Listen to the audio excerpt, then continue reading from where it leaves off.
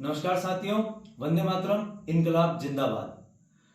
आज इस चैनल से, आशीष जोशी के चैनल से मैं आप लोगों के बीच आया हूं।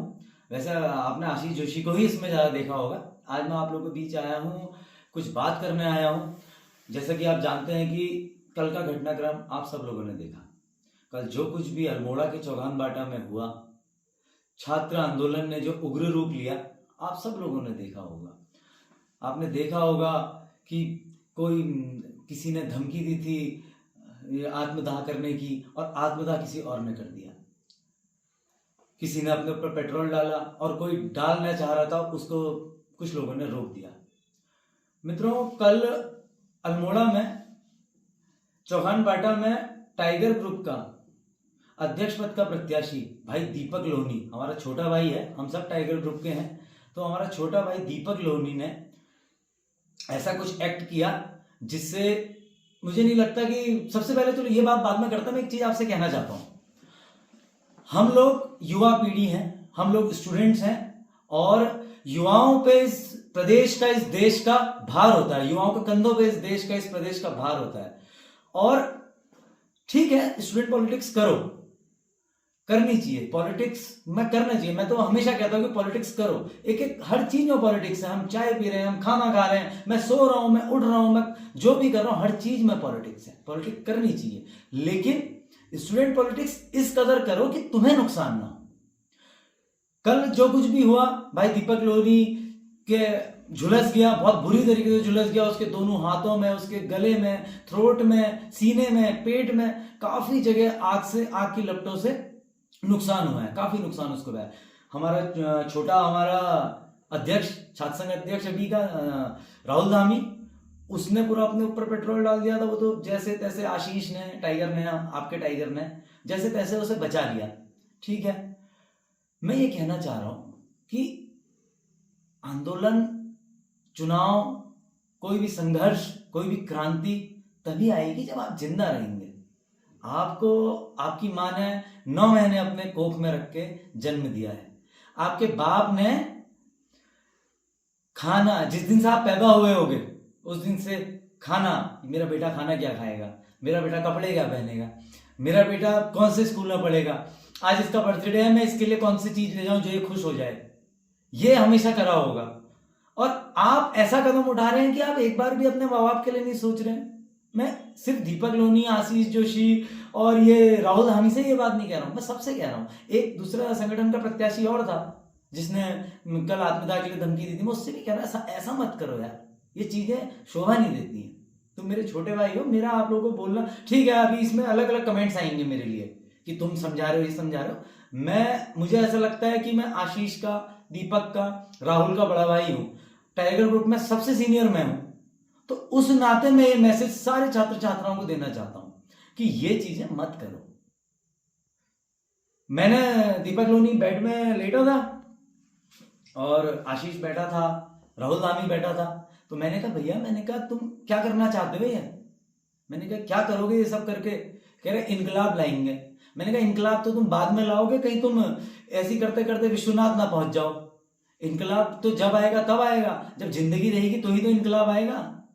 फिर उनकी वो वीडियोस मेरी नजरों में चलने लगी, अभी भी मेरे दिमाग में वही वीडियोस चल रही हैं कि आशीष नारे लगा रहा है इनकलाब जिंदाबाद, लॉन्ग लिव रेवोल्यूशन, और उधर से धामी दौड़ते हुए आ रहा है, उधर से दीपक लोहनी दौड़ते हुए आ रहा है और नारे लगा रहे हैं। बिल्कुल, मतलब वो जो इनकलाब इनकलाब इनकलाब जिंदाबाद की जो कानों में जो आ रहा था, मैं अपने फ्लैशबैक में चले गया बचपन में।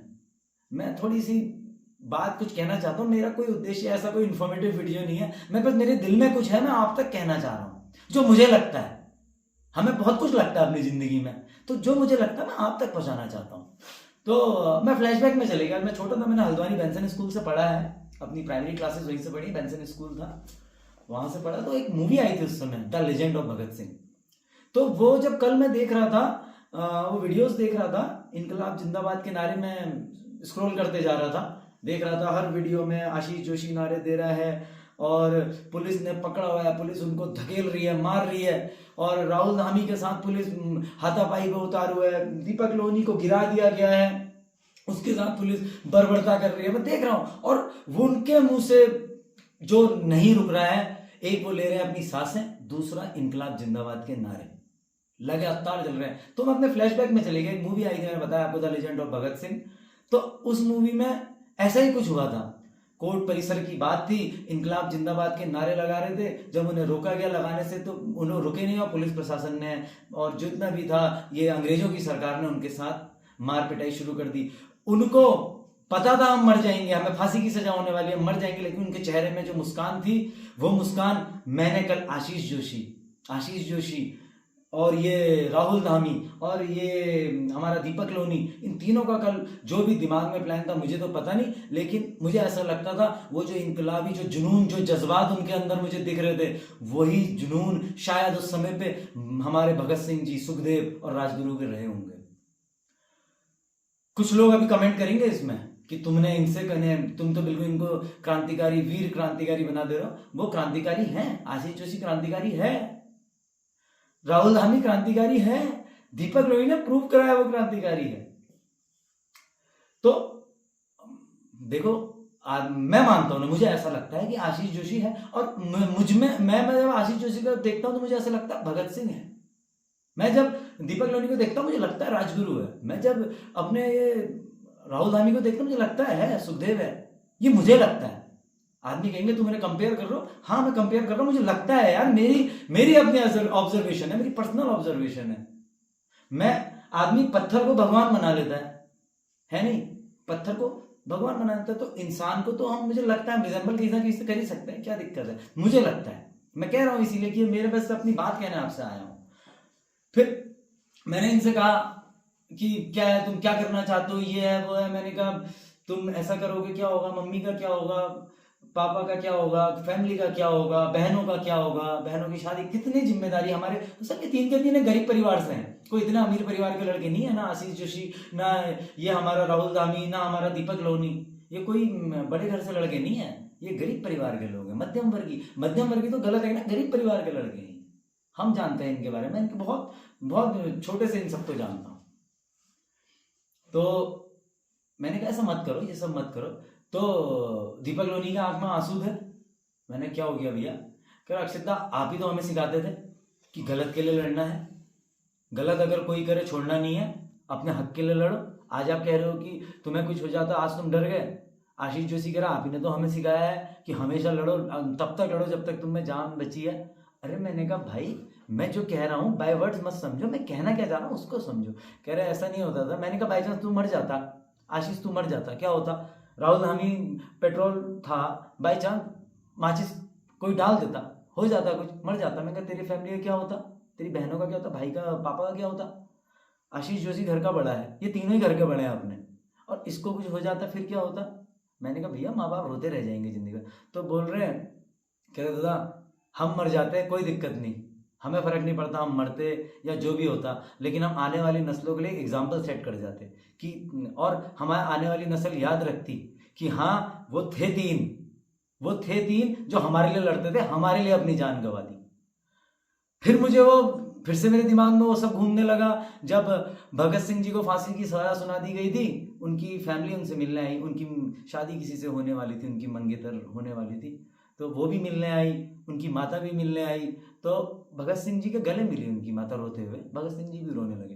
उन्होंने बोला मेरी माँ तुम मुझसे मिलने मत आना, और उन्होंने बोला तुझे फांसी हो रही है, तू इतनी कम उम्र में हमें छोड़ के जा रहा है, और तू कह रहा है तू मिलने मत आना, और रो रहा है, मैं रो रही हूँ तो मुझे रोक रहा है। वो कह रहा माँ अगर तू रोएगी तो मैं रो दूंगा, और मैं रो दूंगा ना तो ये कल का जो भविष्य, आने वाला भविष्य है ना, वो हमें याद नहीं करेगा, वो हमारी सोच को याद नहीं करेगा, वो हमें, हमारी जो हम क्रांति लाने इस देश में आते हैं, हम आजाद भारत चाहते हैं, वो आजाद भारत का सपना अधूरा रह जाएगा, और लोग कहेंगे क्रांतिकारी भगत सिंह की माँ रो रही थी।